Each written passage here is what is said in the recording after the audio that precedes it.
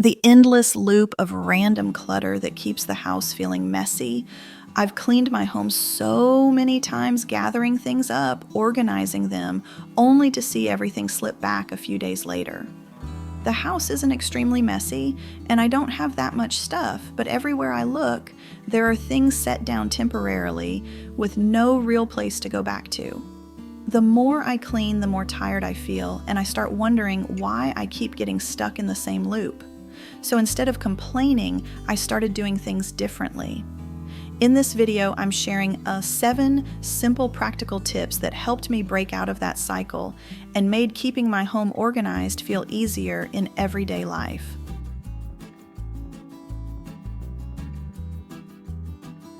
This tip starts before clutter even has time to form, at the exact moment something enters your space. Clutter starts the same way a half-finished bowl of food sits in the sink because you plan to wash it later. At that moment, it's not dirty, it's not annoying, but if it stays there long enough, it quietly turns into something heavy in your head. Putting something down and telling yourself, "I'll deal with it later," works the same way. It sounds reasonable. Nothing is wrong with the action itself. The problem is what happens after, when it gets forgotten with no clear place to return to. It doesn't take long for something to become clutter. It just needs to exist in that in-between state, not belonging anywhere. Every time I see it, my brain has to reopen the same question: what am I supposed to do with this? That question isn't big, but it repeats. And the repetition is what's exhausting. Not because the house is extremely messy, but because my mind is carrying unfinished decisions all the time. So I stopped trying to deal with everything immediately. I set one clear boundary instead. Anything new that comes into the house needs a place within 24 hours. Not a permanent place. Not a pretty one. Just something clear enough that I know where it belongs for now. Some things go into a to deal with tray. Some go straight into a drawer I'll use later. And sometimes when I'm forced to decide where something should go, I realize I don't need to keep it at all. That decision comes much faster when I don't give things time to float. This works because it stops clutter at the source. My brain doesn't have to remember what to do later. No more "I'll deal with it someday." When everything has a stopping point, even a temporary one, the loop starts to break. And once that loop is broken, organizing stops being about big cleanups. It becomes about small decisions made earlier before things pile up. That's also what I'm focusing on next: simple, realistic ways to set up your home for 2026 so it stays easier to live in without constant resetting. Small systems, clear placement, less friction in daily life.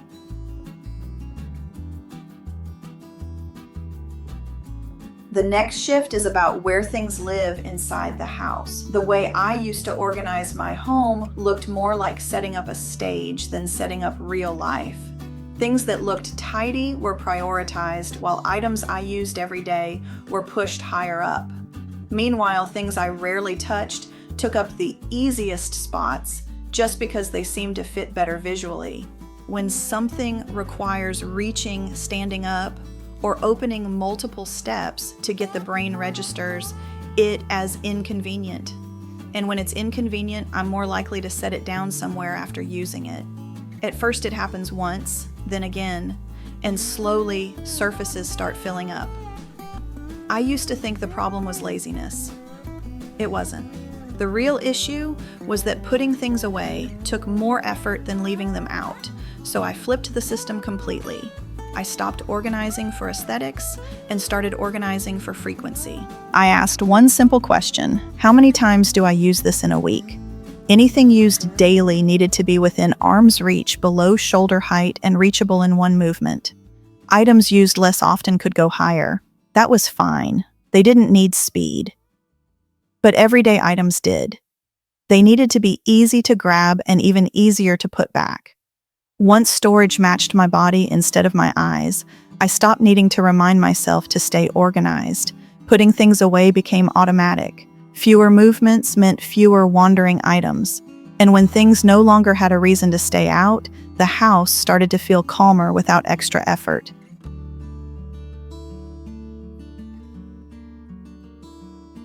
Another layer appears when items aren't just yours, but belong to everyone. Many small household conflicts don't start with people. They start with placement, especially shared items.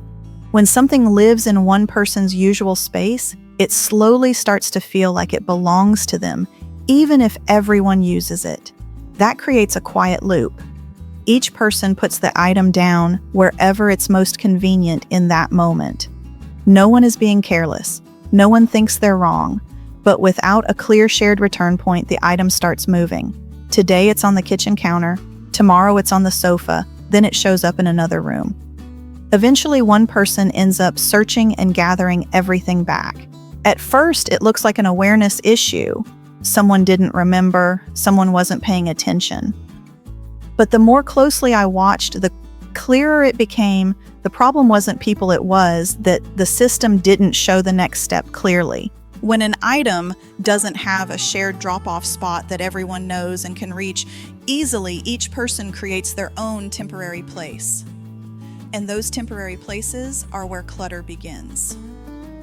I changed this by watching how the household actually moves. Not floor plans, not guesses. Real movement, where people walk most often, where they naturally pause. Where placing something down feels effortless. Shared items don't belong in anyone's personal corner. They belong on shared paths, places everyone passes through every day. When placement matches movement, something interesting happens. No one has to remember, no one needs reminders. After using the item, returning, it becomes a reflex. The system runs on its own. This works because it doesn't rely on effort or discipline. It relies on real behavior. When systems follow behavior, friction disappears. The house feels less chaotic, not because people try harder, but because items no longer have a chance to drift.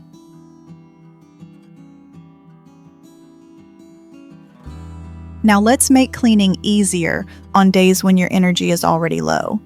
One of the biggest reasons cleaning feels heavy isn't the amount of stuff, it's the number of decisions required all at once. Every item demands a specific question. Where does this go? When those questions stack up, the brain gets tired before the hands even start moving. Once the brain is tired, it stops answering. Not because I don't want to clean, not because I'm lazy, but because cleaning turns into a chain of energy-draining decisions. When the brain checks out, delay becomes the default response. Instead of trying to clean more thoroughly, I changed the starting point. Every room now has one clear place for items that don't belong there. A basket, a tray, a visible corner, nothing fancy. Just obvious and easy to reach. While cleaning, I don't ask where something belongs anymore. I only ask one simpler question. Does this belong in this room? If not, it goes into that basket. No extra thinking. No extra sorting. The decision gets postponed to a later time when my head is lighter.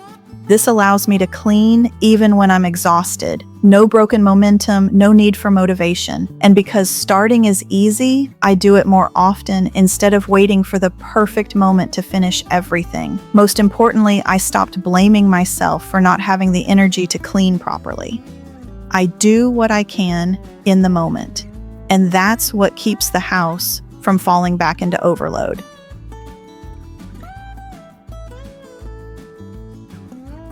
Here's where clutter becomes less visible, but much heavier mentally. There's a type of clutter that doesn't look dramatic, but drains mental energy faster than almost anything else paper. Not because there's too much of it, but because every single sheet represents something unfinished, a decision not made, an action not taken. And when those stack up, the weight adds up quietly. I organized paper by category: school papers here, administrative documents there, things to sign in their own pile. It looked logical, it looked organized, but none of it answered the only question that mattered. What do I do next without a clear next step. I avoided it, not deliberately, but because my brain couldn't find a place to begin. The paper stayed put. It didn't look messy, but it felt heavy. Every time I glanced at it, the same question popped up: where do I even begin? And when the brain can't find a clear next step, it defaults to delay. Not because of laziness, but because uncertainty costs energy. That's when I changed how I sorted paper. I stopped organizing by what the paper was about and started organizing by its status. Only 3 categories: 1 to do, 2 waiting on, 3 keep. The shift was immediate.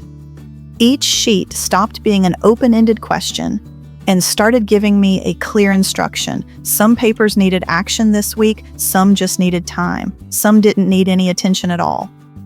The mental noise dropped almost instantly. This works because it reduces cognitive load, not just visual clutter. The brain no longer has to keep multiple "what should I do with this" tabs open. I don't need to plan. I don't need to think ahead. I just act based on the status, and I don't need to process everything at once. As long as each piece of paper is in the right category, it's no longer clutter. It's part of a system that's already moving.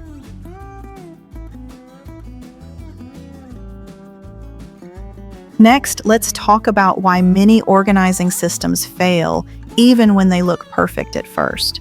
The pressure to get everything right from the start shows up very early when organizing a home. Find the perfect containers. Choose the perfect spot. Create a system that won't need changing later. On the surface, it sounds efficient. In reality, it's one of the main reasons organizing systems fall apart. I used to approach organizing this way. I planned carefully bought matching containers and set everything up neatly. When I finished, the space looked done, clean, controlled, but it only took a small shift in daily life. A new routine, a schedule change, or more people using the same area for the system to start breaking down. Instead of adjusting it, I walked away from it and decided it simply didn't work. The issue wasn't that the system was bad. It was the expectation that it should be right immediately. There was no room for learning, no space for adjustment, and no allowance for the fact that real life is never static. That's when I changed my approach.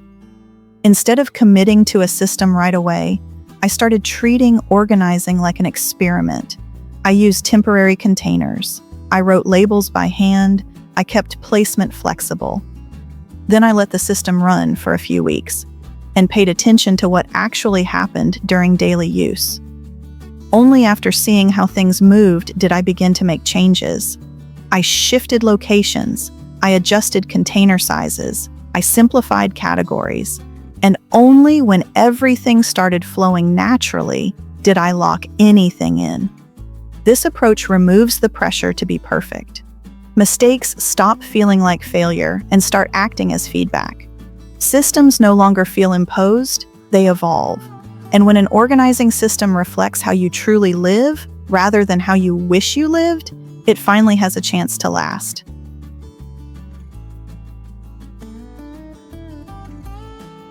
Finally, no system lasts if only one person is carrying it. Many people feel exhausted trying to keep the house organized, not because there's too much work, but because they're carrying it alone. They notice the mess first, they clean first, they remind others, they fix what gets misplaced.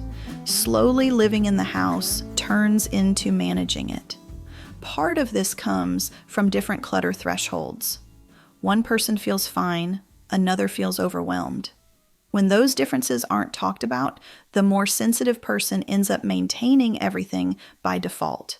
If I keep designing systems for everyone, I stay responsible for keeping them running.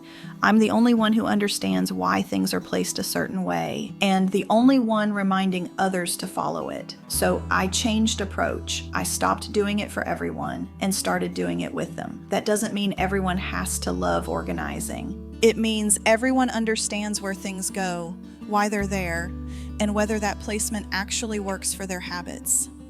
I asked, I listened.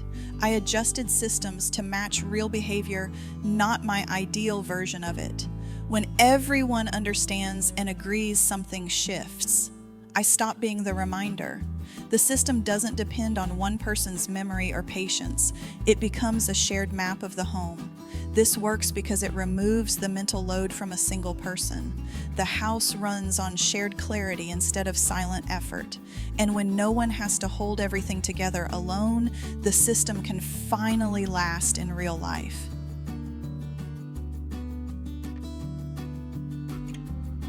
The space looks different now. Not perfect. Just quieter. Things have a place to return to, and my head feels lighter because of it. That's the part people don't always expect. The calm doesn't come from doing more, it comes from removing friction. If you want to try this, don't start big. Pick one small corner of your home, a surface you see every day. Give the items there, clear visible homes, and see how it feels to live with that change for a few days. In the next video, I'll be sharing simple, realistic organizing tips for 2026 small adjustments that make everyday life easier, not more complicated. If this helped you feel a bit more steady in your space, give the video a like, and subscribe if you want more calm, workable systems for real homes.